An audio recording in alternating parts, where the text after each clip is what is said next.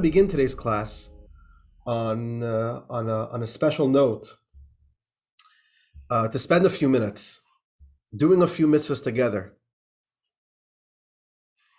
in the merit of our fellow brothers and sisters who are in peril, who face difficulty and danger, that God should watch over them, protect them, the men, the women, the children. And our sages tell us that whenever there's a difficulty facing the Jewish community, Jews should gather because there's a power in numbers. Jews have a spiritual power in numbers. And specifically, we do three things. Our sages tell us that the world stands on three pillars: the pillar of Torah, the pillar of prayer, and the pillar of good deeds. So I want to do all three of those with you tonight. So learning Torah, we're going to be doing for the next hour and a half. And there's prayer, and there's doing a good deed. So dear friends, I want to begin tonight. So I have here sitting on my desk a charity box. And I want to encourage you, if you have a charity box, to get it. And in general, if you don't have a charity box in your home, in your kitchen, you should get one. It's part of making our home into a holy place. And I want to begin today's class by putting a little bit of charity, putting some charity, which is an act of kindness, act of goodness, into the charity box. And this will be a mitzvah. One mitzvah we'll begin with tonight as we dedicate today's class to the Jewish communities in Ukraine. Okay. The tzedakah box is full, which means it's time to empty it. It's a good sign. I'm struggling to get this dollar bill in there. All right, there we go. And then I want to, and I hope all of you have done so the same, or at least put aside $1 or a quarter, something for charity to give whenever you have a chance. And I want to also do a little prayer with you. As Jews, whenever we need words to carry our prayers, we turn to the book of Psalms. There's 150 chapters in the book of Psalms. And very interestingly, each psalm has a different theme. And it's printed in many of the editions of Psalms, a little opening paragraph before each psalm, which tells you what the theme of that psalm is and when it's appropriate to say it. So I want to read together with you Psalm 20. Which I just put up here on the screen. I know that this is Hebrew. I want to read it together with you in Hebrew and in English. And if you see over here at the top of chapter 20, on the top it has the Hebrew letter Chaf, which means 20. And then there's a little opening paragraph before the psalm, and I'll put it up here in English first. The opening paragraph is, if a loved one or relative is suffering, even in a distant place where one is unable to help, offer this prayer on their behalf. So this is the psalm that King David wrote that we Jews turn to whenever we need God's assistance and we want to pray for a loved one, and we're not there to help them physically, but we could help them spiritually by praying for them. So I'm first going to read it in Hebrew out loud, and if you could read Hebrew, then please join along with me, and if not, we'll read it in a moment together in English. So here we go. Lam natseyach mizmer leDavid. Yan chadinoi b'yoim tzara yisagevcha shem Elohei Yaakov. Yishlach ezrecha mikodesh umitzion yisadeka. Yizkor kol minchaisacha ve'oloscha yidashnes elo. Yitin lecha chilvovecha v'cholatzoscha yimalei. Diranin abishosecha uv'shem Eloheinu nidgel yimalei Adonai. Kol mishalisecha, ato yodaiti, ki oishi Adonai meshichoi, yaneyu mishmekotchoi, bigvurois yesh hayeminoi. Eile varechev, ve'eile vasusim, va'anachnu b'shem Adonai Eloheinu naskir. Hey makaru v'nafalo, va'anachnu kamnu v'anisoidod. Adonai Hoshia, Hamelech Yaneinu, V'yom Koreinu. Now let's read that together in English. Please join along with me. Chapter 20. For the conductor, a psalm by David. May the Lord answer you on the day of distress. May the name of the God of Jacob fortify you. May he send your help from the sanctuary and support you from Zion. May he remember all your offerings and always accept favorably your sacrifices. May he grant you your heart's desire and fulfill your every counsel. We will rejoice in your deliverance and raise our banners in the name of our God. May the Lord fulfill all your wishes. Now I know that the Lord has delivered his anointed one, answering him from his holy heavens with the mighty saving power of his right hand. Some rely upon chariots and some upon horses, but we rely upon and invoke the name of the Lord our God. They bend and fall, but we rise and stand firm. Lord, deliver us. May the King answer us on the day we call. And may we only have good news for our brothers and sisters who find themselves in a difficult time. We should only know of peace, they should only know of peace and comfort, and any difficulty should come to a swift end. And we should only know of a world filled with peace. And we should arrive at the day that our sages, that our prophets promised about, that a day when there will be no more wars, and the art of war will never be taught anymore. A time of world peace may be very soon coming. Dear friends, let us do some meditation from Sinai as we dedicate today's Torah learning, the third pillar, to our brothers and sisters. Meditation from Sinai. We want to dedicate today's class, this course, to Mark Rosenzweig, in honor of Mark Rosenzweig, a tremendous example for all of us. Where's a pen here? Here we go. Okay. Dedicated by the Rosenzweig and Dell families. And we are doing lesson 5, titled Mind Your Business. Reframing the Routine. Here's the deal. We are 4 weeks into this class, into this series of classes, into this course. We're on lesson 5. And as I'm sure you're starting to see, there's a central theme to this whole course. There's a central theme to the whole idea of meditation from Sinai, which is all about using the power of our mind to try to access, to try to learn about and appreciate the reality of our souls, the perspectives of our souls, to try to allow that perspective to start permeating, to start influencing the way we consciously see and feel and process. And specifically, we spoke about being in tune to the spiritual reality, to the soul of the universe. There's a divine energy which is present in an utmost detailed way within every singular, every specific item, every experience, in a hyper-detailed form of our universe, as well as it's present and being recreated at every single moment. And that's what Jewish meditation is all about. Unpacking the idea of seeing the world from a spiritual perspective, appreciating the spiritual reality which hides just beyond our 5 senses. You know, I was talking to my little brother just the other day, and I was speaking to him about this concept. I learned with my little baby brother, not such a baby anymore, but I learned with him every single week. We learned together for a half hour. He lives in Florida. He's a shliach in Florida, and I'm here in Bloomfield Hills, Michigan. So we don't get to see each other that often, but we learn once a week on Zoom. What are the gifts of Zoom? So we're talking about this idea, and I said, you know what's a good example of this? I thought of a good analogy then. The idea that there are certain sound frequencies which are outside of the ability of our human ear to take in. You know what I'm talking about? There are certain sound frequencies which we simply do not hear. Too high, too low, it's just outside of the limitation. We have a limitation.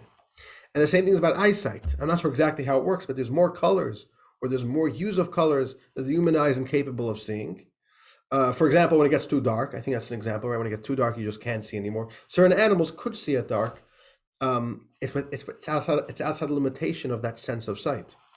So I gave him that analogy, the idea that there's spiritual stuff, and spirituality is not fake. It's not like it's not imaginary. It's a reality. The only problem is you can't sense it.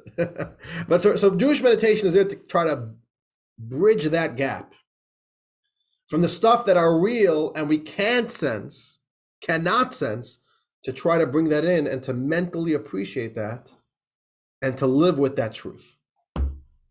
And today I really want to bring it down. I really want to bring that down.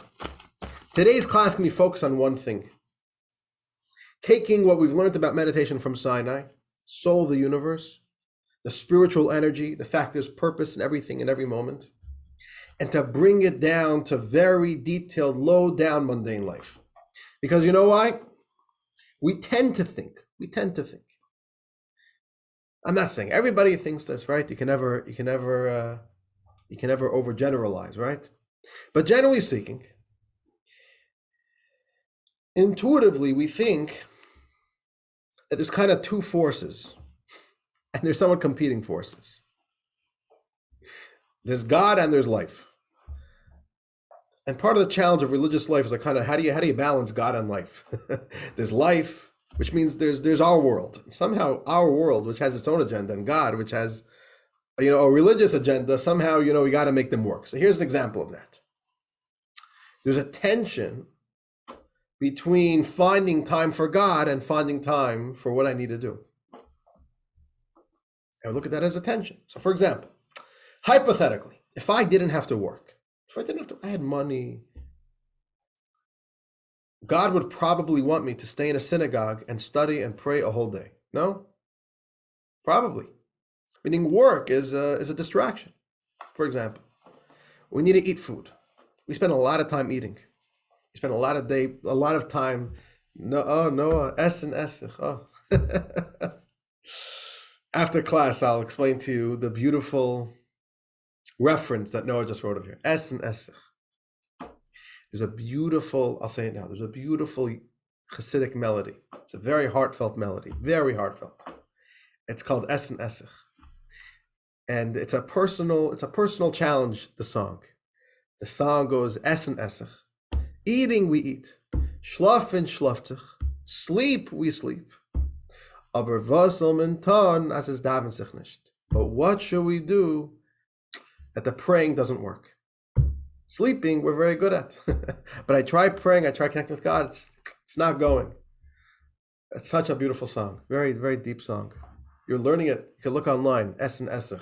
And Noah wrote here the wording, so you don't even have to guess how to spell it.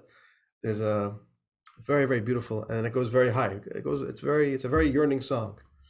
That the learning is difficult and the praying is difficult. That's the whole song. Okay.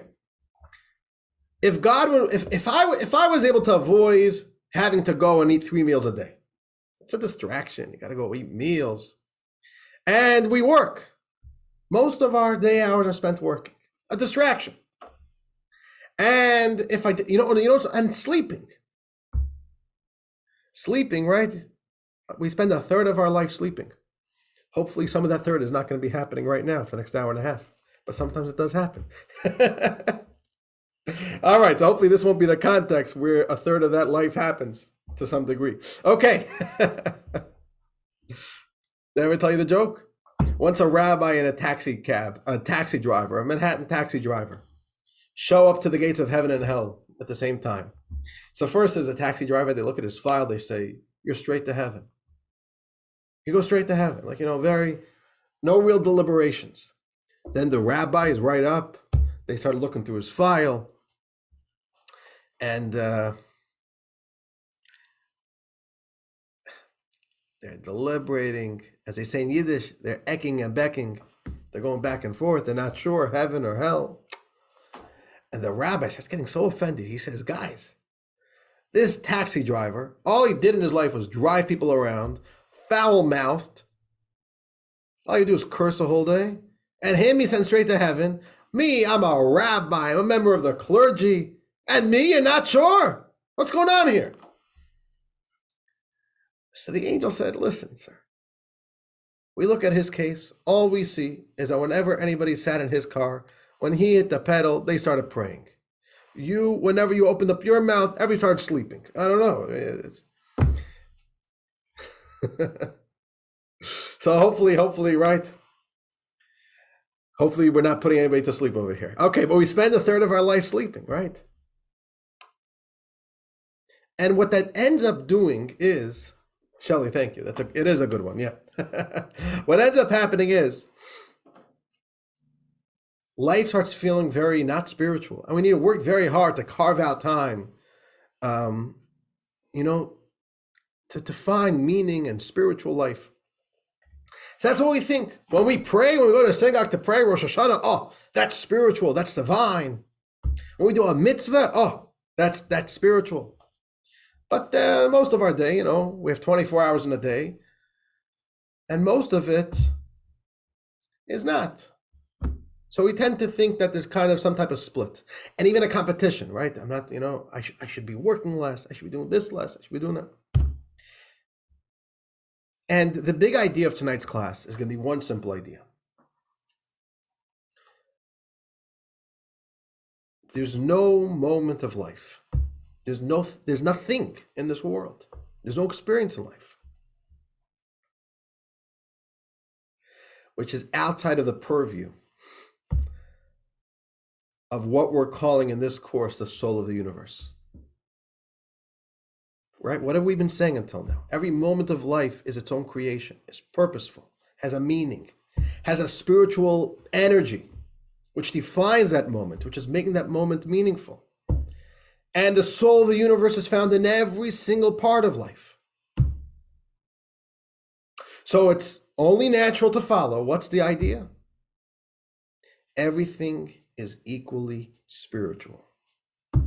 You go to synagogue, that's spiritual. And what we're going to be proposing in this lesson is that as the other moments of life are also deeply spiritual, divine activities, but it's a little bit harder to identify and to be in tune with the idea that it's spiritual, which is where we get to the idea of not just of the element of Jewish meditation, which we call being mindful or kavanah. You know, friends, turn earlier on in your book to page 6 in your books. Take a look at page 6.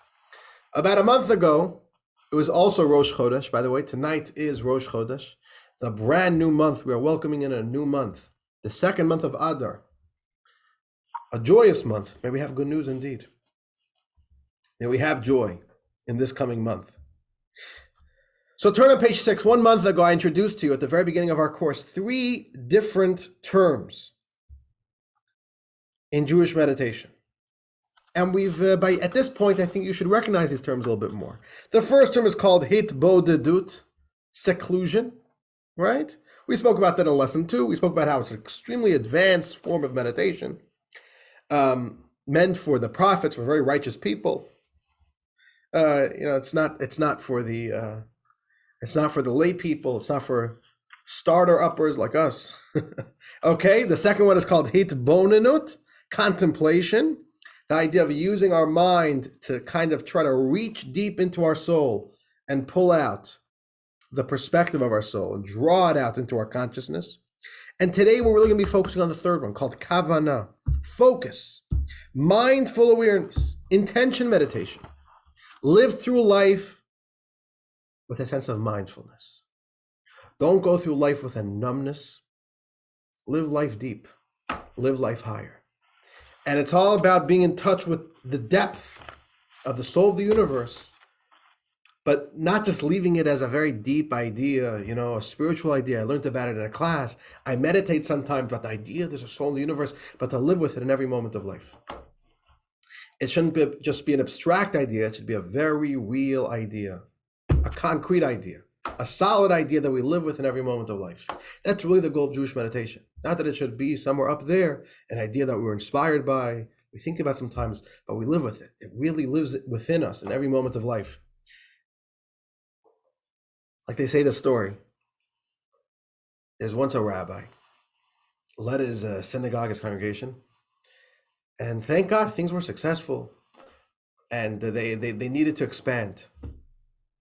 The synagogue was getting too small, too tight. They needed more classrooms for the Hebrew school.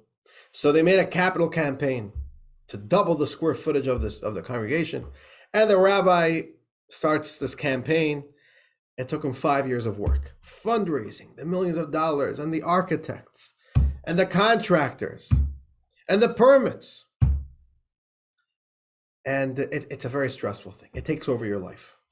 I haven't done it yet, but I've watched my father go through the few years of making his capital campaign to build the Chabad Center in Princeton, New Jersey. And my father got white over that experience. All the issues of the fundraising and running out of funds and the contractor and the problems and the permits, unbelievable. The lawyers, it was crazy. It was crazy. So this rabbi is there, years and years of sweat and sleepless nights. And finally, it's there. They're having the grand opening, they're having an event, the community's coming out, and the construction's running late. They're still putting in the last touches in the building. And the concrete company is there to lay down the concrete. They come there Sunday late morning, they're there, laying down in the last part of the parking lot, fresh concrete. And later that day is going to be the grand opening. The rabbi didn't sleep for nights. It's busy, it's hectic, there's an event. In the old wing of the synagogue, Hebrew school is going on. Hebrew school ends. It's pickup time. 2 of the kids are playing while waiting for their parents to come pick them up. And they run straight through the wet concrete. The freshly laid down concrete, and that's it. The rabbi sees it, and the rabbi's already at his wit's end. And that's it. That blows the fuse. He blows it on these kids. He is screaming at them. Don't you see where you're going? Right then, one of the parents pull up. And what does he see? He sees the rabbi screaming at one of his kids. So he rolls on the window and says, Rabbi, didn't you teach us that you're never allowed to get mad? You're never allowed to scream at the kids. It's the rabbi, right, still red with rage, turns around and says, yes, I did tell you that. But that was in the abstract. This is in the concrete. That's how it goes. Ideas are beautiful in the abstract. But the goal is that it should also be in the concrete. Okay, that's the story. I want to take you, friends, on 3. You know what? First, let's read some texts. Let's read some texts. Texts are good. And I want to demonstrate to you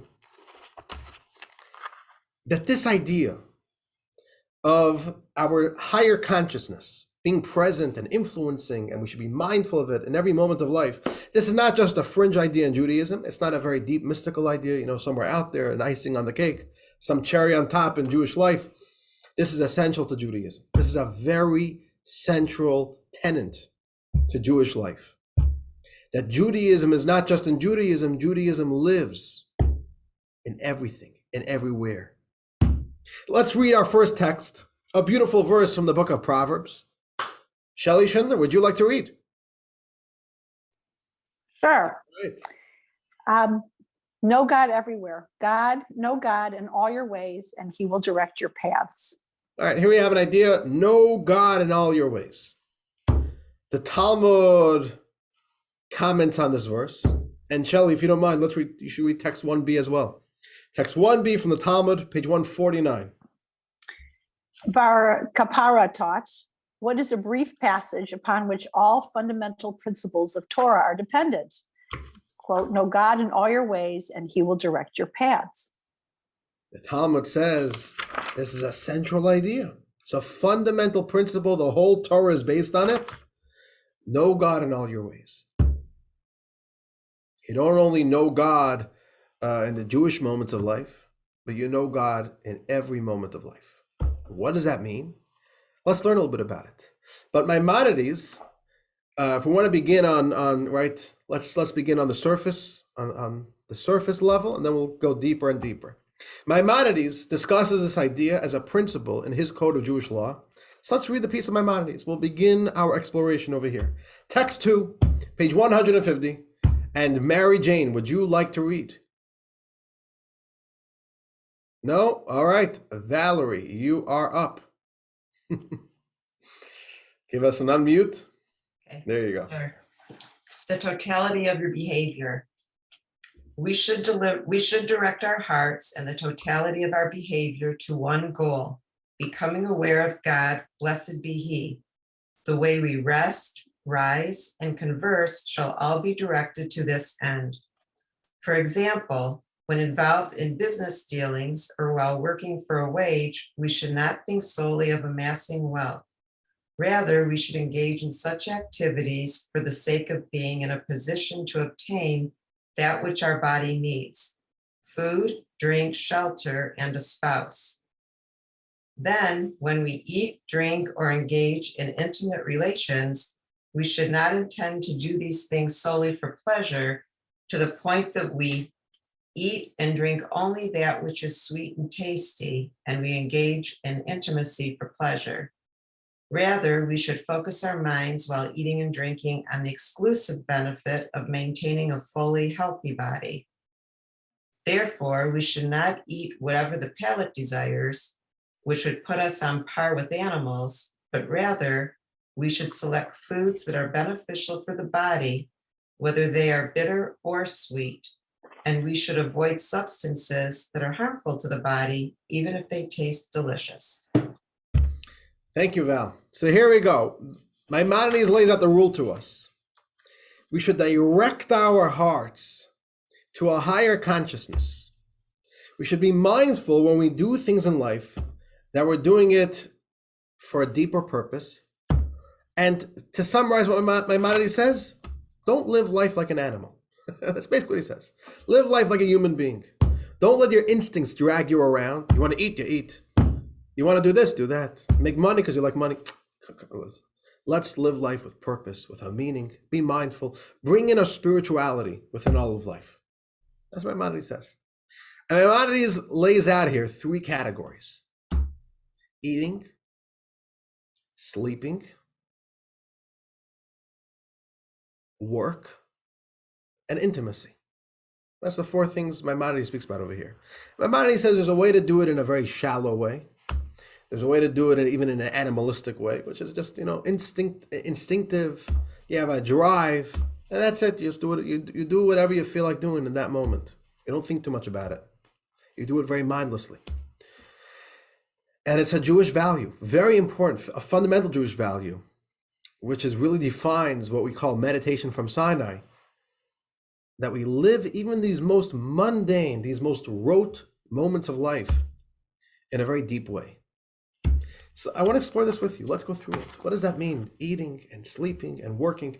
We're not going to be talking about intimacy tonight, although we should, but we're not going to have time. We're not going to have time, but it's a class for itself. But we will, don't worry. And what I want to do for the rest of today's class is go through these 3 categories: eating, sleeping, working, right? Dining room, bedroom, boardroom. Does that work? I guess that works. Okay. And speak about it. Let's speak about what it means to go through these in a very instinctive way. What happens when we engage in these activities with a certain sense of mindlessness, or at least not being as mindful as we should be. We'll talk about mindful, and I want to talk about being mindful on 2 ways, on 2 levels. On a practical level or a practical emotional level, and then I want to speak about it on a spiritual level. I will explore what Judaism teaches, the ideas that Judaism wants us to meditate upon, and then to be mindful of these ideas when we engage in these activities of eating, of sleeping, and of working. What are we doing throughout life? So I want to begin, dear friends, with eating, because that's how every good Jewish function begins. You got to give food. So no food here today, but we will at least begin talking about food. And if you're getting hungry, go ahead and grab yourself a snack. Make yourselves comfortable, but don't go to sleep by the sleeping section. You could eat by the eating part. There's no sleeping by the sleeping section. Heads up, okay? So I don't want you to be disappointed that we're going to be doing any sleeping there. Okay, but you could get a snack for the eating part. Okay, let's go through it a little bit. Eating. So here's a little thing. Here's how it works with eating.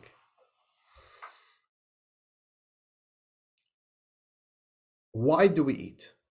Why do we eat? Why do we eat? And it's we don't usually ask that question, right? Because eating, what do you mean? Why do we eat? I feel hungry. I want to eat. And there's what to eat. So that's pretty wonderful. We never have to really question. It's never an existential question. Why do we eat? Right? Unless you're a philosopher, right? You have to think about everything. They say the story about once a philosopher, he locked himself up in a closet for 5 years. And he came out, he says, you know what? I just discovered what life is. Do you know what life is like? So the other philosopher said, no, tell me about life. He says, I just thought about it. I just came to the conclusion. Life is like a piece of herring. So the other professor says, like a piece of herring? Why like a piece of herring? He says, you know what? You're right. Maybe it's not like a piece of herring. Okay, anyways, that's just a stupid joke, making fun of philosophers. Okay, after 5 years, maybe it's not like a piece of herring. Okay, all right. Why do we eat food? So here's the thing. We eat food because it's very, very instinctive. It's very instinctive. We feel hungry, we want to eat, and we eat food and it feels good.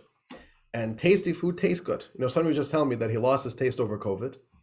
And he never realized how important the role of taste is. He says eating food was disgusting. He'd eat cereal in the morning. I was like, oh, what is in my mouth? Because the taste made it, the taste is what makes it good. Without a taste, it's horrible. What am I doing over here? So eating is a very pleasurable experience. And we enjoy it, right? We are attracted and we eat the foods that we like eating and we stay away from the foods that we don't like eating, and it's all wonderful. And we never really have to think about it on an existential level. Why am I eating right now? And what ends up happening, therefore, is eating food starts becoming a means in its end. Why are you eating food? Just because I want to eat food.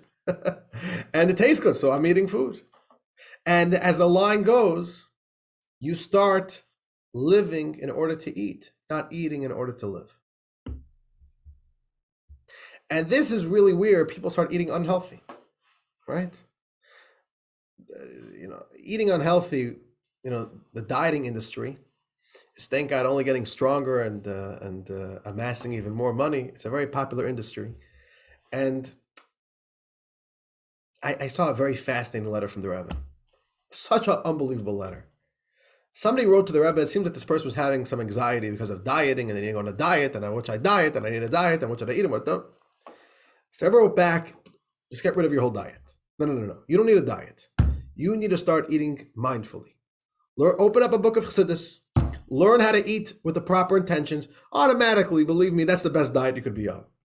See, dieting is not about what food am I eating or not eating. Dieting is a mindset. You're not living to eat. You're not eating just because it tastes good. You're eating for a purpose. So what's that purpose? What should you be mindful of? So let's explore a few different levels. Right? Of course, most basic level is you're eating in order to survive. Right? You're eating in order to eat. You need to live. But I want to go through a few different levels over here. And there's such a beautiful tradition when it comes to food in Jewish life, which is before we eat anything, we make a blessing. It's Jewish law. You eat, nothing goes in your mouth. Whatever you put in your mouth, you have to make a blessing over. And making a blessing is not this whole long 3-minute drawn out ritual. You know what I'm saying? It's a few words. It comes out of your mouth. You're done. 3 seconds later, you're ready to eat. So before I had this cup of coffee, I made a blessing, which is such a powerful idea. You want to eat. One of the most primal things we do is eating, right? One of the areas of life which we're the most similar to animals in is eating. Animals eat, we eat. What's the difference? The difference is that we can be mindful of it. We can take pause. You're about to put something in your mouth. Take 2 seconds. Make a blessing. Do this with intention. Simply stop. Don't do this as an animal. The most basic level is, why are you eating? You're eating in order to live. Life is important. Life is precious. So you eat. You're not eating because things taste good. As Maimonides says, right? Don't just eat what tastes good. Don't eat candy. Don't eat junk. When you eat with only one purpose. I'm eating because eating is important. The fact it's also pleasurable is something else, right? But no, the basis of it is this is important for me. I need to live. I need to be healthy. I eat food. Changes the way, right? Just simply that. If we would just live our life with that, even that basic level of mindfulness, right? We already wouldn't need so many diets. But okay, we're not here to talk about diets. But let's go a little bit deeper. There's also another part of being mindful in Judaism about food, which is that in a blessing, we are being thankful. We're thanking God for food, right? Which is very interesting, right? We go to a supermarket, and these days we have such an abundance of foods, right? We just recently discovered baby broccoli and baby cauliflower. Right, baby cauliflower is 10 times better. Debbie, you know what I'm talking about? Trader Joe's baby cauliflower. Mushki just discovered it, right? We're not eating any regular cauliflower anymore, only baby cauliflower. It's like crazy, right? The amount, right? We're not gonna use lettuce in the salad, we use kale. Soon kale's gonna go out of business, right? Because we're gonna find the next greatest thing that no one ever heard of before. We make a blessing. We're being thankful, right? By the way, this whole abundance of food is also what helps us start eating mindlessly. Because we start taking advantage of how available food is and how little effort, how we don't realize what type of blessing it is to have it. But let's think about it. Judah says, make a blessing, be thankful. What are you being thankful for? Part of the way we make a blessing, and we'll read a text about this soon, is to be thankful and to be mindful of the process that went into this food. Let's think about it. You're eating a vegetable. You're eating a fruit. You're eating a bowl of cereal. You're eating a slice of bread. If you think about it, right? Maybe you just went to the store yesterday, you bought it, it was in your fridge, and now you're eating it. If you think about it, what you are about to eat is really the culmination of many weeks, if not months, of effort and work that went into producing this and bring it to your table. Not only was it work, there was a relationship, a joint effort between man and God. You have a farmer, I don't know, in Tennessee, in Idaho. They have a field. They work hard to take care of that field. They plow it. They sow it. And then what happens? God sends rain. If there's no rain, nothing's going to grow. God does then his part. God sends rain. The rain contributes. The earth contributes. Through the rain, the earth is able to create, give birth to this entity. The earth gives its nutrients. It gives some of its qualities to this fruit, to this vegetable, to the wheat that the cereal or the bread is made out of. And it was cultivated. Somebody worked hard to process it. There were many transactions. It traveled across the country. And what you are having right now is months in the process. People put an effort. A lot of money was exchanged over it. God and man have come together to do their part to make this happen. And now you're eating it. There's the idea that even whenever we eat, there should be an element of gratitude. Simple gratitude. An acknowledgement of the blessings of life, the wonders of life, that we have food, and that we should appreciate that food is not bland, food tastes good, and the options that we have.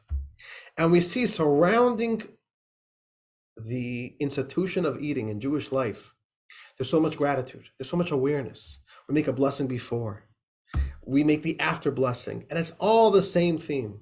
God, in his abundant kindness, provides us with food that's tasty and sustains us in the right way, and is palatable and is healthy for us. This is what it is. And I'll just point out to you, one of the beautiful, one of the small little details. Sometimes it's beautiful when you see these ideas in the details. One of the beautiful details in the laws of food is, according to Jewish law, every meal really begins with bread. Right? A real meal is bread. So bread, you go, and in Jewish law, you wash your hands first, and you make a blessing called the hamotzi. And when you make the hamotzi blessing, you are supposed to hold the bread or touch the bread. And Jewish law says this, that you're supposed to touch the bread with both hands, all 10 fingers on the bread. Consciously place all 10 fingers on the bread. What's the idea? So here's the idea. This is from one of the commentaries on the Code of Jewish Law, text 3. Where are we holding?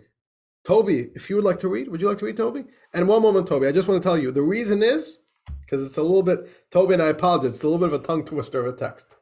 So I'm putting you a little bit on the spot. There are 10 mitzvahs that are relevant to producing grain and bread. And therefore, before we eat the bread, we should be conscious of the process. 10 different mitzvahs, 10 special commandments were invested in this piece of bread, and now I'm about to eat it. Be conscious of the process. So Toby, let's read text 3, page 153. Oh, Toby, you're not unmuted. You got to unmute.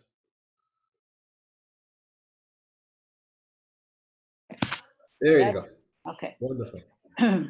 Before reciting the blessing over bread, put both your hands on the bread. With your 10 fingers, reflect the 10 mitzvot associated with bread making. They are to avoid plowing with 2 species of animals together, to avoid growing forbidden mixtures of plant species, to leave lekik, I don't know how to say the words. It's okay. Don't worry. Shikha. Yeah, and pia, 3 distinct forms of overlooked harvest for the poor to collect, to bring the first fruit to Jerusalem, to donate the teruma tithe to a Kohen, to observe the rites of the Maser Rishon and Maser Sheni tithe, and to donate a portion of the dough, challah, to a Kohen. Now, Kobe, some of you are not so familiar with these mitzvahs. And I guess the reason is why we're not so familiar with them is because we're not farmers. And we're not farmers in Israel. But if you would be a farmer in Israel, if you would work the land in the land of Israel, you'd be a lot more familiar with these commandments. But we see this idea of Judaism wants us to be aware, simply be aware of the gift of what we're about to eat. Be thankful for it. Appreciate it. You know, one of the, there's a beautiful Jewish text, which is not in this book, but it's in a wonderful book called the Kuzari. I'll maybe tell you about it another time. One of the most fascinating books in the Jewish library. And he gives the analogy of not making a blessing on food is like living life like a drunkard. A drunk has a good time, but he forgets about it, right? Meaning, when you wake up after a good night drinking, you wake up and you don't really know what just happened because there's a certain sense of mindlessness when you're drunk. So you don't really know what's happening. And he says, when you make a blessing, it allows you to truly appreciate each moment. Just take 3 seconds, pause. What am I doing here? I'm about to eat. This is a blessing from God. So much energy went into this. Be cognizant of this. God gave me these blessings like that I could live and have a life full of energy. And then eat. That's called living. That's called living. You're in tune. You're appreciating every moment. Listen to what he says. I like that idea. Don't live life like a drunk. You're gonna have a great time. It'll be so meaningless at the end of the day. What just happened? What I just appreciate. That's what he says. But I want to go deeper. So this is the practical, emotional mindfulness that Judaism speaks about, which is eat food, not as drunk, not as an animal, not just because you're hungry, not just because you could eat it, not just because you like it, but eat it, appreciate the moment, be thankful, recognize the power, how much was invested in this food, and realize this is a gift from God so that you could live and be healthy and have the energy that you need, and eat that way. But I want to go a little bit deeper. Let's go a little bit deeper. I want to speak about the spirituality of food. There's a spirituality in food. You know, we've been talking until now all about this idea of the soul. Everything has a spiritual energy. So that means that food has a spiritual energy. So I have a cup of coffee here. Coffee has a certain power to it. Everything does. Everything is spiritual.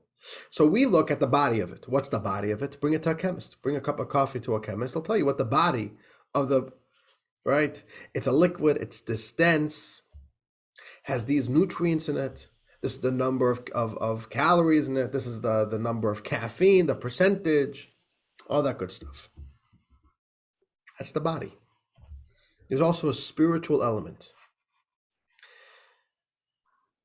The Kabbalists, Jewish mysticism, speaks about the idea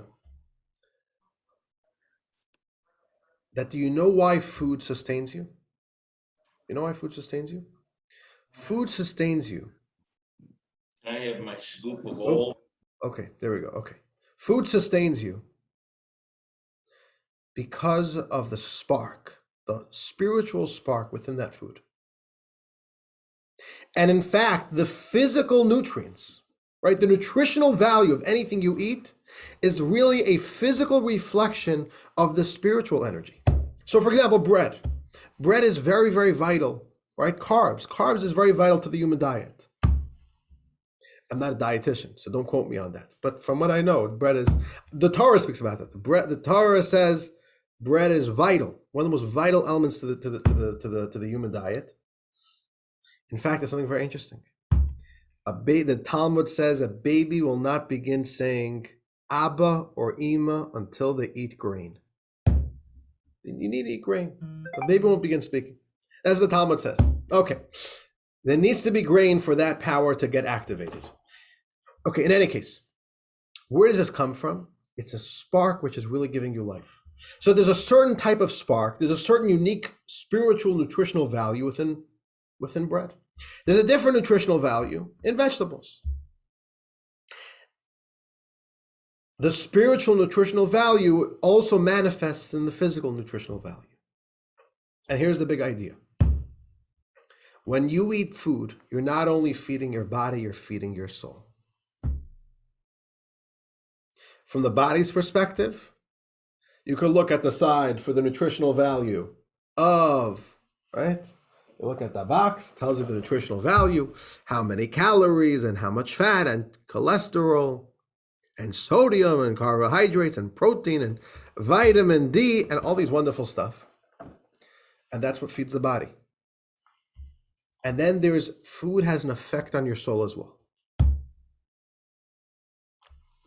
There's an energy. There's an energy in food, and that energy enters within you, and it feeds your soul. And over here is where being focused, really being mindful in the proper way is very, very important. Let's read a text. Text 4a, page 154, a text from the Baal Shem Tov. Gail, would you like to read? Very, very interesting text over here. Text 4a. Why we eat. When God declared, let the earth give forth living souls, or let the earth produce vegetation and fruit trees, those very words created everything. And those same utterances continue to function as the inner life of that which was created through them. When we take a fruit or any food and recite a blessing over it with proper intent, articulating the words, blessed are you, God, mentioning God's sacred name, the spiritual energy responsible for bringing that fruit into existence is activated. This occurs because everything was created through the divine name, and our articulation of God's name in the blessing awakens the divine energy that flows from God's name within the fruit. Then the awakened energy within the fruit provides spiritual sustenance for our own soul. This can only work with kosher food, substances that God himself directed us to sublimate from mundane to divine. This is the deeper significance of the verse.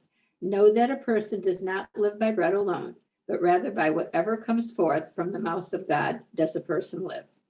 It is not the physical bread alone that supports life. Rather, when we utter God's name in a blessing and activate the spiritual energy, that is what gives life to a person, or more precisely to the soul that animates us. It's a very powerful idea. And there's actually a lot of nuanced layers to this idea if you look at this text carefully. But here's the basic idea. There's a tremendous power and energy within food. That's one of the reasons why we need to eat. And if you think about it, when you eat food, it's not just food. You know how much energy has been invested into this food? Just think about it. Somebody worked very hard to grow this food, to make it, to manufacture it. The soil of the earth has invested energy into it. Rain has invested energy into it. The sun has invested energy into it. People have invested energy into it. Money has been traded for this. And money also captures a lot of human energy, right? We spend the whole day making money. We come home, we're tired. We just expended a whole day's worth of energy. Where did it all go? In our paycheck. Our paycheck literally holds all of our energy. That's where our energy just went. It's in money. So we give that for this. All this energy is able to be taken into the soul, and it gives life to the soul, because now we are kind of unifying. It's a very deep idea. We are unifying energies gathered from so many diverse places in the world. And we have the power to use that energy to live life and to unify the world, unify all these diverse sources of energy.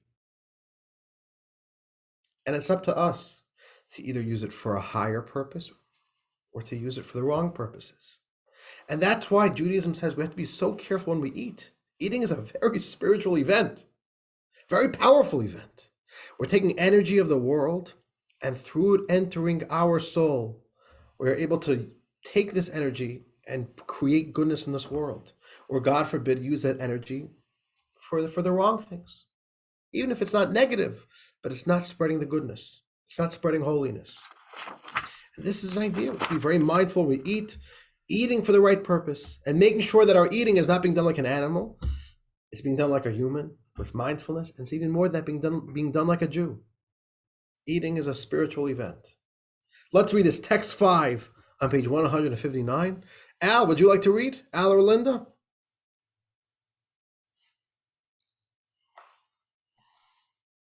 $159, did you say? Yes, text 5. Okay. Eating like a sacrifice. There's a way to position eating as an act akin to offering a sacrifice to God. For example, you can eat marbled beef and drink fragrant wine for the sake of broadening your mind to better understand God and His Torah, or to fulfill the mitzvah of enjoying Shabbat and the festivals with good foods and beverages. When eaten in such a way, the meat and wine are sublimated. Conversely, if you eat meat gluttonously, simply for the corporeal pleasure, the energy you derive from that food or beverage is temporarily dragged down into the clutches of negative energy that obstruct God. Right? When we eat food and we are kind of taking in energy from the world, spiritual energy, it's up to us what we're going to use all that power for. And the eating itself has to be done with the right intentions. So it's not so much about what you're eating. There's two elements over here. First of all, you have to eat the right stuff, right? If you eat the bad stuff, no matter what you're going to do with it, it's unhealthy. So there's certain foods that are outright unhealthy for the soul, right? We all know, eat certain foods. Maybe it tastes good in the moment. It's not healthy for your body. It doesn't really add any nutritional value. You're probably going to feel bloated and icky afterwards. I'm trying to teach that to my little kids. Not having so much success as of now, but we're getting there. And that same thing is spiritually. There are foods. Food is as important for the soul as for the body, right? There's a nutritional, physical element to it. There's a spiritual element to it. And we have to eat for the right purposes. Eating has to be a very mindful activity. And this text, which is actually from the Tanya, gives us two examples. One is eating for the purpose of being able to study Torah. That's one thing. Why am I eating now? Because I'm about to do mitzvahs. I'm about to study. I'm about to go pray. I'm about to go and do service. I'm doing important stuff, and you eat with that mindfulness. And that, just that, as we said earlier, that's a very healthy way of eating, right?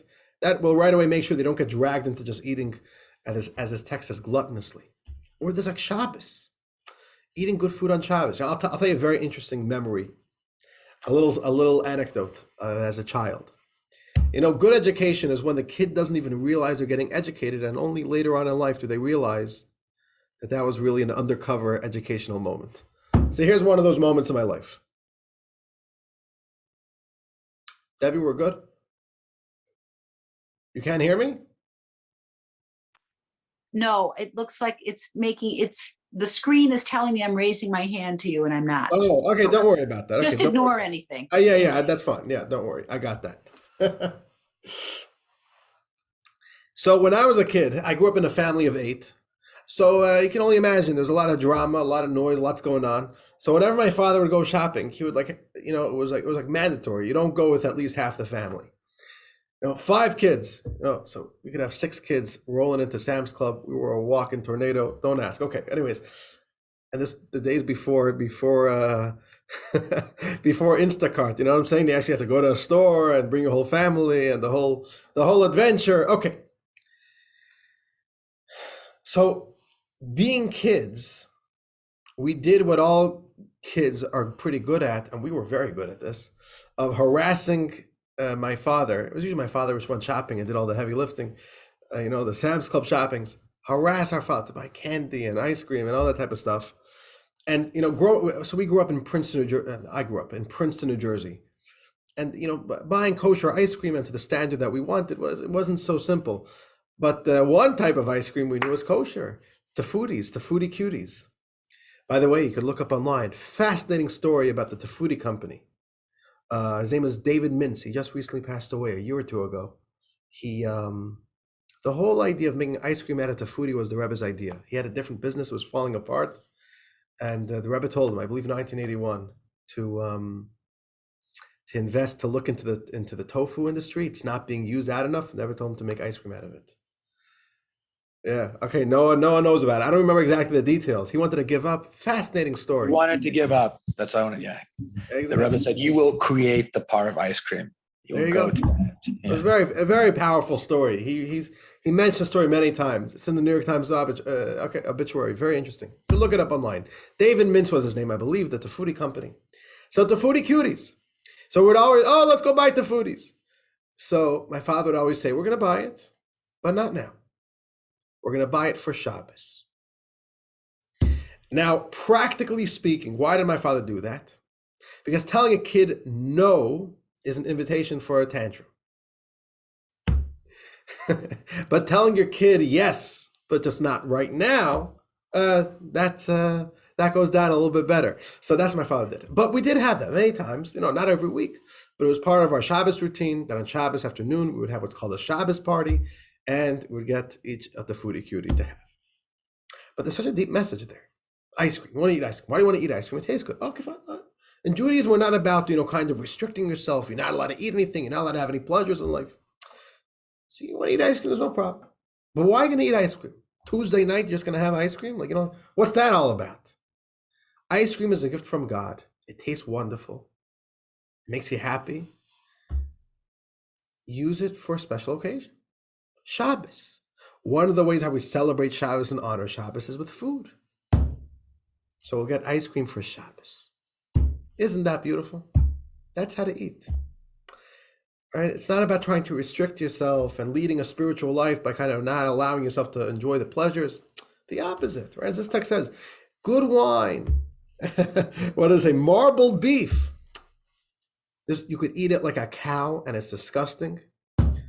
Right? Like I went with my brother, my little brother, right? The one I told you about in Florida. I went with him a few months ago. We were in New York. We decided we're going to go to a proper smokehouse. And I never did it before in my life. We're going to buy a rack of ribs. We're going to share a rack of ribs. I ate it. I told him I'm never eating this again. I felt like I'm like a hyena. You know what I'm saying? You have this big thing, and you're biting into it, and it gets all over you. What are we doing here? How is this normal? Anyways, it was great food, but I'm never buying a rack of ribs again. It's not about what you're eating, it's why you're eating it. And there's a very spiritual element to it as well, which we spoke about. Okay, dear friends, 8:37. We're running late, by the way, which is okay.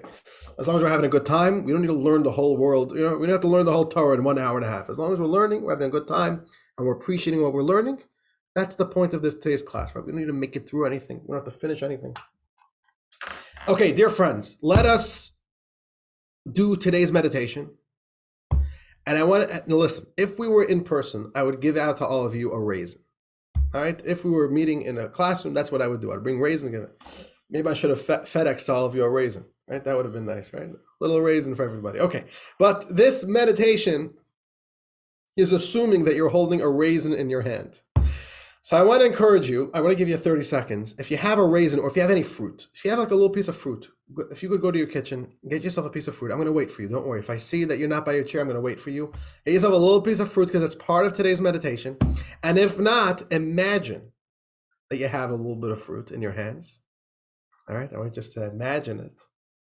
And then we're going to watch today's meditation video. Okay. We are ready. Here we go.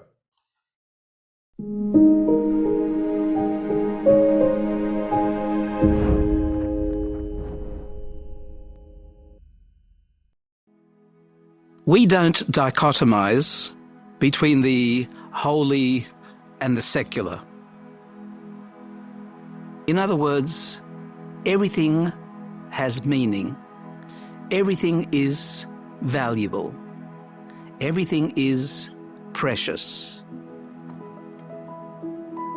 Even the most mundane aspects of life contain deep spiritual meaning. And we relate to that in a very profound way. Even eating. You have been given a raisin, just hold it in your hand, and I'll tell you what to do with it. So gently close your eyes and just become aware of your 5 senses. Become aware of what your eyes see at the back of your eyelids.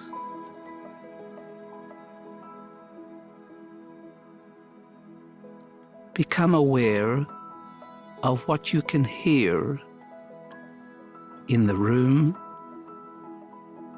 even sounds within you.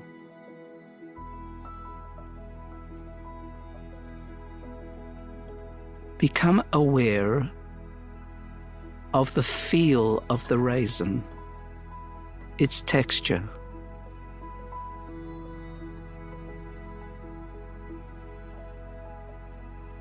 Anticipate the taste of the raisin once you begin to eat it. And become aware of any fragrance around you.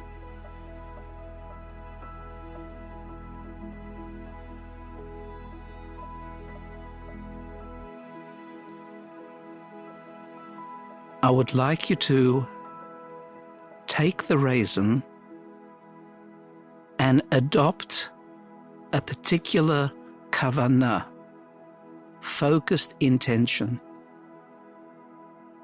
And the focused intention is that you are going to borrow the soul energy of that raisin and allow it to become part of your own energy system.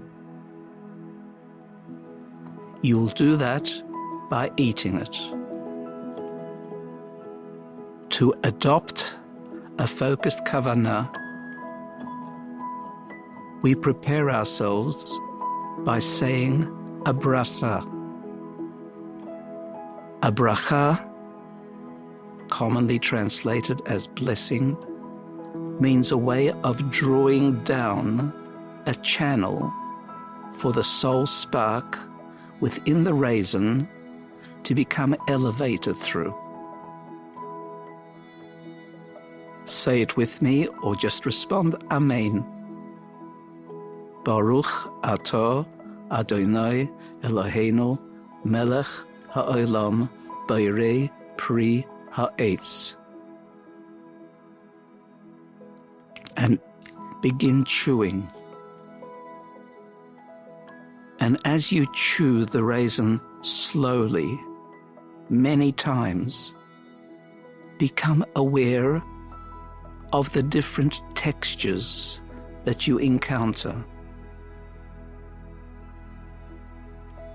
And as the saliva mixes with the skin of the raisin, with the body of the raisin, it changes even more.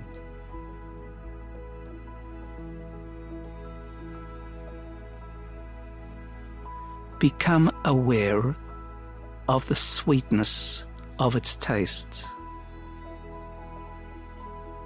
All these aspects that are the product of the spark soul of that raisin. Sweetness produces uplift of emotions. That is the soul spark within. Listen to your teeth chewing the raisin, thereby making it much more amenable to digestion. All the wondrous ways that Hashem created the world, all just for elevating the soul spark in the seemingly mundane and ordinary. Be prepared now to swallow the remains of the raisin.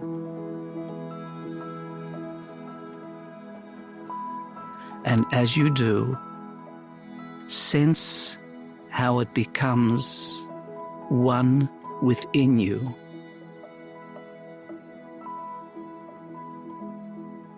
Its vitamins and goodness being extracted through the bloodstream into the needs of the body, and the soul spark within being released to a much higher spiritual state because of your bracha. Everything we do in life can be elevated and become much more meaningful if we understand the spiritual dynamics. Soul sparks exist in everything.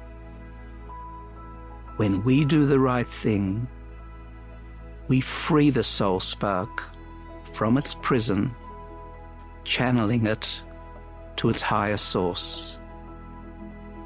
And we become elevated in the process.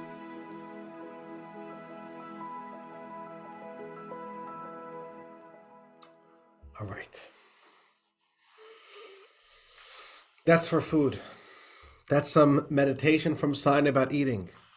And right, of course, the message is eat mindfully, eat deeply, eat spiritually.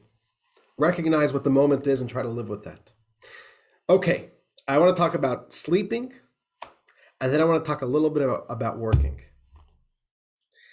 So let's talk about sleeping. A little bit about sleeping. You know, sleeping is such a wondrous time, such a wondrous phenomenon within the human experience, because we spend so many hours horizontal, unconscious, in a bed doing nothing. It's like, well, what are we doing? What is up? And I, for one, can relate to the frustration of losing so many hours sleeping. I don't like sleeping. Meaning, I love sleeping, but I also don't like sleeping. It's a real waste of time, and there's always too much to do, and it's a frustration. But God created us to sleep, and if God created us with the need to sleep, that obviously means that it's purposeful, it's a meaningful thing, and it's an important thing, and it's even a spiritual thing, as we're going to explore right now. So let's talk. Right, let's begin how to go to sleep mindlessly. The way to go to sleep mindlessly is, okay, you're tired, you go to bed. And today there's even a phenomenon, which I believe is a modern phenomenon, of not going to sleep, but falling asleep, right? I remember once reading like a study of it, of how many people fall asleep with their phones. You know what I'm talking about? And I'm young. You're right. I'm from the younger part over here on the Zoom, and the younger you are, the more you relate to your phone. And I relate to the challenge. Thank God I've done my steps to stop doing it, because it's a very unhealthy thing to do, of going to sleep with your phone. Right? Young people don't go to sleep. They just scroll on their phone until they just mindlessly fall asleep. And this thing just becomes this kind of thing where you just fall asleep and they just wake up. Okay, and they just move on to life. And we don't sleep mindlessly. We don't go to sleep with mindfulness. Sorry, we're sleeping mindlessly. We don't go to sleep with mindfulness. We don't wake up mindfully. And that's what Judaism wants us to do, to understand what's happening in the process of sleep, to do it with kavanah, to be in touch with the moment, and to sleep the way we're supposed to, right? Don't just fall asleep, but go to sleep and be in tune with what sleep is all about.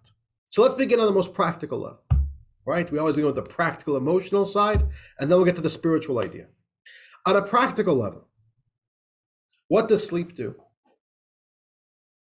On the most practical level, sleep gives us the ability to start over, a new beginning. If you don't sleep, life would just be one continuum. We would never take pause. We would never be able to say, I'm done, and I'm going to restart again. It wouldn't allow us to grow, because to grow, there has to be an official stop and a beginning again. And if it's always stopping, you're never going to be growing properly. It's going to be in very slow increments.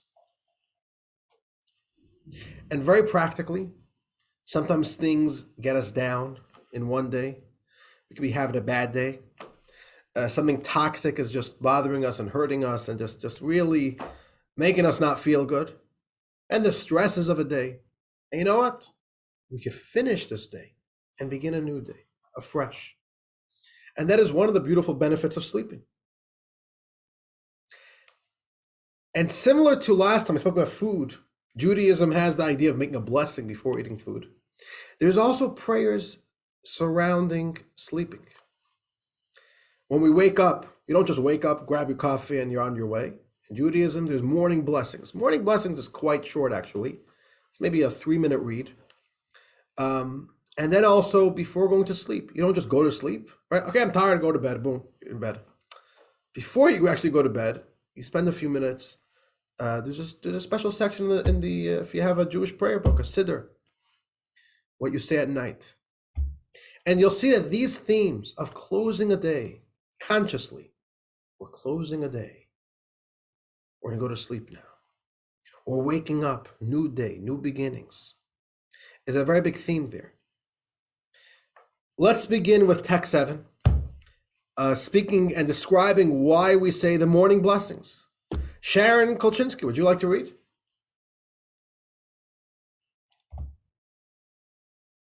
All right, text 7, page 163. 163, okay. It is customary to recite the blessing of Asher Yatzar each morning, because at the start of each day we are like freshly created beings. It is therefore appropriate to praise God daily for having created humans with his wisdom. We thank God we're like freshly, newly minted creations. There's a sense of fresh, new beginning today. We thank God for creating us. Simply creation, We thank God when a baby is born. When we wake up, there's this idea of thanking God. And then there's also the idea of going to sleep. And before we go to sleep, we do two things. We should officially close the day. We should take stock of the day. How was my day? Was it a good day? What could have I been doing better? Not to be hard on yourself, but to officially kind of close the day. We're closing the season. How did it go? We ask forgiveness from God for anything wrong we did that day. And we give forgiveness. We should forgive everybody in our heart who maybe we're holding a grudge against. Let go. End the day fresh. And that's part of the nightly Shema prayers. We ask God for forgiveness, and we begin by saying, I forgive anybody who hurt me today. any toxicity, let it go. Allow yourself to go through the process of sleeping, which allows you to emerge as new, fresh, and to begin a new day with new beginnings and new potentials and new opportunities. Let us read text 8, which comes from the Zohar, the book of Kabbalah, the classic book of Jewish mysticism. Text 8 on page 163. Yulia, would you like to read? Sure. Okay, and there's no puppy today to distract me. Okay. Did you say text 7? Text 8. Text 8, I'm sorry. Before lying down to sleep each night, we should take stock of our deeds throughout that day. We should repent for whatever we did wrong and ask God for compassionate forgiveness. That's it, right? We end the day, take stock. And it doesn't say in the text, but it's part of the prayers. Not only we ask God for forgiveness, we forgive everybody else. This is the practical, emotional mindfulness that we could have when we go to sleep. And it's a whole different way of going to sleep, right? Going to sleep is not just a nuisance, right? We got to go to sleep. And it's not just we're falling asleep mindlessly. We're doing it with a purpose. We realize the gift of it, the opportunity this is. And it's a whole different dimension of sleep when we sleep that way. But there's also a very spiritual idea to it. There's a very spiritual function to sleep as well. You see, something very beautiful. When we were born, God gave us a soul. We all know that. But one of the beautiful things are that God gave us our soul with a warranty. Warranty? Have you ever read the terms and conditions? Oh, you're missing out. You gotta read. Okay. So when you go to Best Buy and you buy a new laptop, they tell you to buy a warranty. All right, I don't know, 1 year, 2 years, 3 years. If anything goes wrong, bring it back, we'll fix it for you, right? The Geek Squad, right? They'll charge you an arm and a leg and you'll get your warranty. But God gives you your soul and there's a warranty for free. And our soul needs that warranty because our soul is a spiritual force, is spiritual in nature.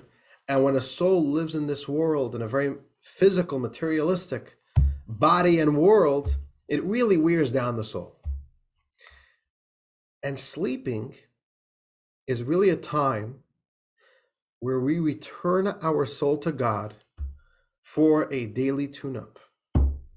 This is really what's happening. The car gets a fresh tank of gas, a car wash, a beautiful shine. It's given all the energy and potential that it needs for the next day's work, for the ability to grow. And this is another very important thing. Judaism wants us to be in tune to this. Part of the nightly prayers before we go to bed, we say, B'yodcha afkid ruchi. God, I'm returning to you my soul. It's an official time where we hand it off, right? We're saying, God, this is yours. I'm going to lay down now. You take my soul. We thank God for that opportunity of the warranty, the daily tune-up. And we know when we wake up, we're going to have a fresh soul. And it's not just a soul that regained its energy. In Judaism, we believe every single day is a chance to grow, new potentials. We could do something today we couldn't do tomorrow. We couldn't do yesterday. Tomorrow we could do something we couldn't do today. We're always growing. That's another thing we should be mindful of, going to sleep with that appreciation, waking up with that appreciation. Let's read text 9, page 164. Where are we holding? Stuart or Debbie, would you like to read? All right. Our sages instituted the practice of reciting the verse, I deposit my spirit into your hand, each night before going to sleep, just after reciting the bedtime Shema. We should meditate on the idea that we are depositing our souls as if on loan and consider to whom we are providing the deposit. Our souls then draw life from on high, that is, spiritual life. Spiritual life when we go to sleep. And again, we should be mindful of it. And it seems it's implied from this text that when we're mindful of it, that's what allows our soul to really tap into the spiritual life, right? When we're mindful of it, our souls then draw life from on high. So, which I'm not sure exactly how that works, but if we're mindful of it, if we have the proper kavanah, the proper intent, then the process happens better or something like that. So here we have this idea, sleeping is a very spiritual act, right? We're not just falling asleep. We should go to sleep properly That's why Judaism wants our sleep to be in the best environment possible. Give forgiveness. Don't bring any toxicity with you to bed. Ask God for forgiveness. Go to sleep in the right environment. This is a very special event which is about to take place. Right? Our daily time, return our soul to God. Okay, I want to very briefly, let's talk a little bit about work. All right, it's 8:59. I just want to share with you the basic point, and that's it. Work, we all know, is one of the areas where it's very easy to get lost in.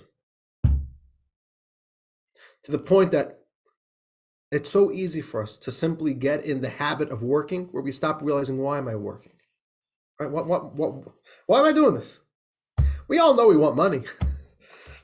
And there's a very strong human attraction to having money, and more precisely to the power that money affords us. But when we're not mindful of work, that's when work starts getting out of hand, out of whack. That is when, first of all, work is becoming a very unholy event and starts compromising on the important parts of life. Right? We all know there's a very big problem out there of working too much, right?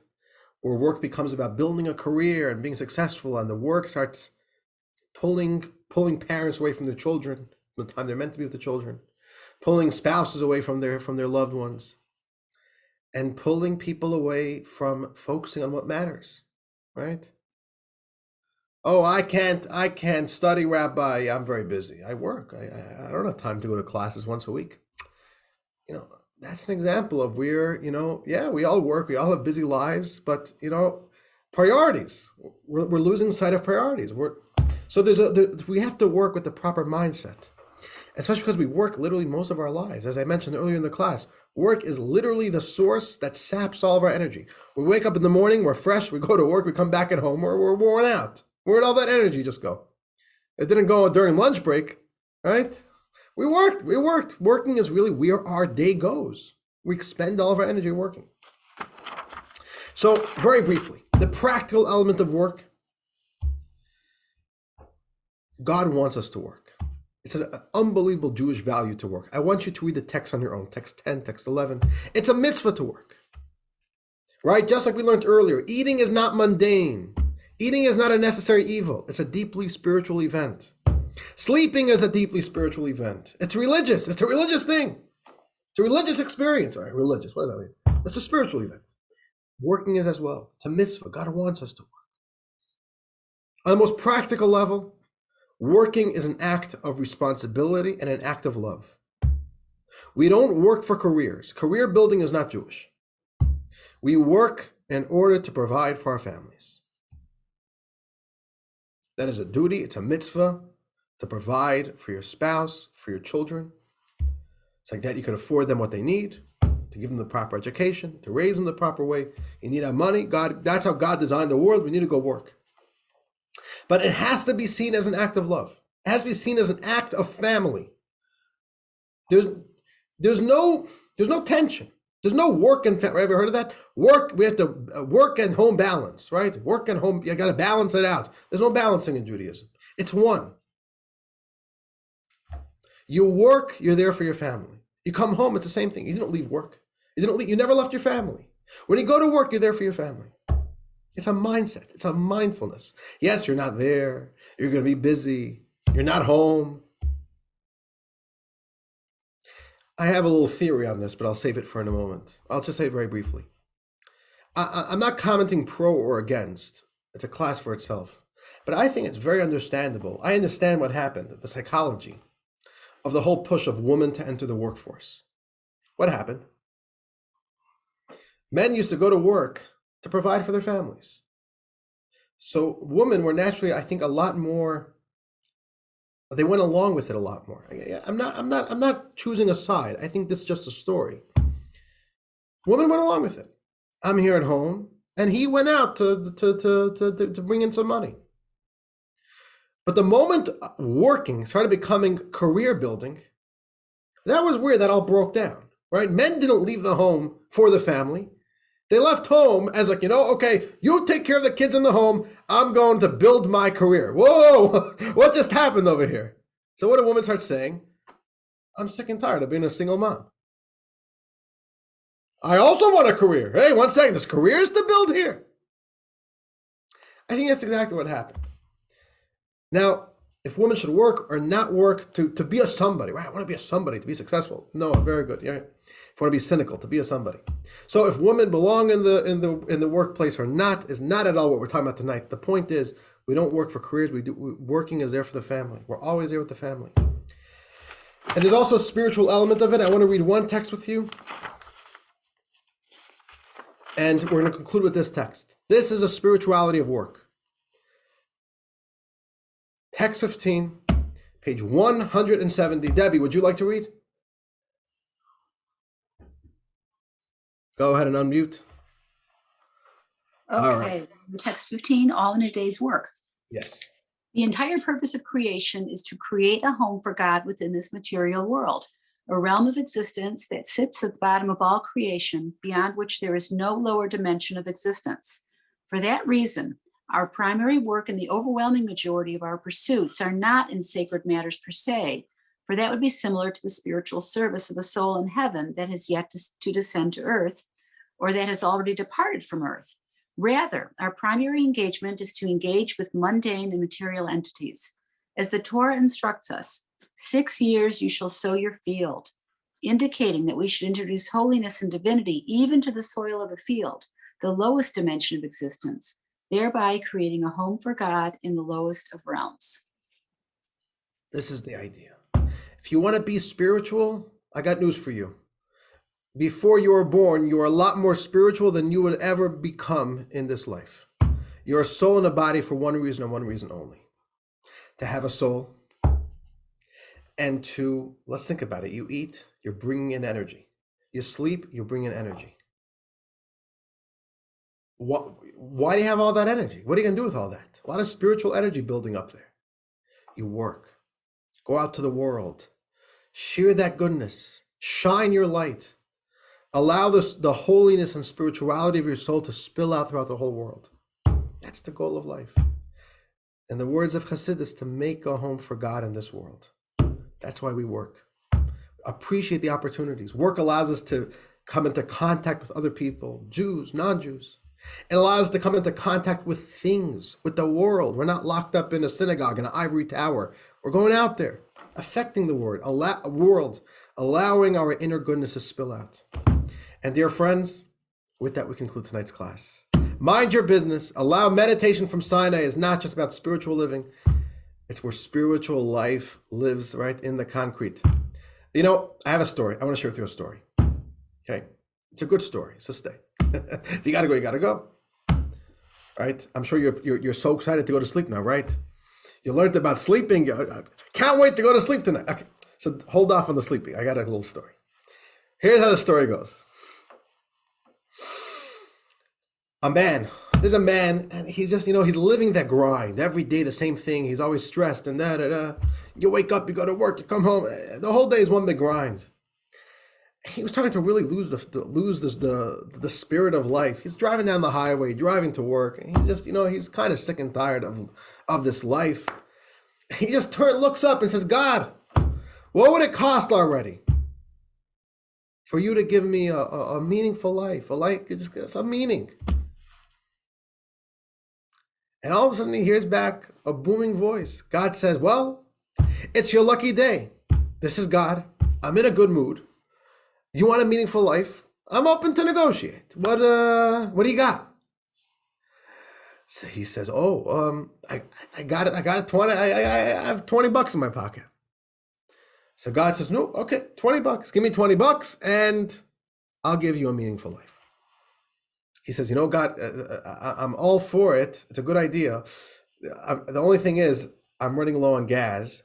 I need to go fill up gas. I need the 20 to fill up gas, or else I'll pay it tomorrow. Does that work?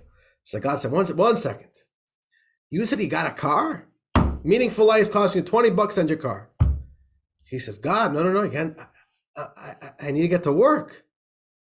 God said, you have a job. Meaningful life is costing you $20 your car and your job. He says, God, without a job, I can't pay my mortgage. God says, "Ooh, look what we got over here. A homeowner. $20, your car, your job, and your home, and you get a meaningful life." He says, "God, my wife, my kids, where are we all going to live?" God said, "You got a wife and kids. Meaningful life is $20, your car, your job, your home, and your family." So he already figured out by this point, just shut up. Whatever you're going to say is just going to bite your back. God says, "We have a deal." He says, "Yeah, we have a deal." God said, "Okay, your $20, your car, your job, your home, and your family, they're mine. They're not yours. Okay? Now that that's established, listen to this. I'm giving you $20. I'm giving you a car. I'm giving you a job. I'm going to give you a home. I'm giving you a wife and kids. But they're not yours. They're mine. But I'm giving them to you, letting you use them. I want you to now use all these things that I just gave you. Always think, what would God want me to do with this? What would God want me to do with the $20? How does God want me to treat and act with my wife and my kids? And there's your meaningful life. That's the story. And I think that captures the message of tonight's class. Spirituality cannot live in a vacuum. It's not like another component that lives somewhere else in our life. A meaningful life, meditation from Sinai, lives in everywhere. In the $20 in our pocket, in our job, in our wife and kids, in our home. This is what meditation from Sinai is all about. The unity, the oneness. It's all spiritual. It's all divine. And with that, dear friends, we conclude tonight. I want to wish you all a wonderful night, a wonderful week, and especially that we should only have good news, only good news. That everybody should be safe and sound. And we should have peace in this world. Mhm. Amen, amen. We only have good news to share.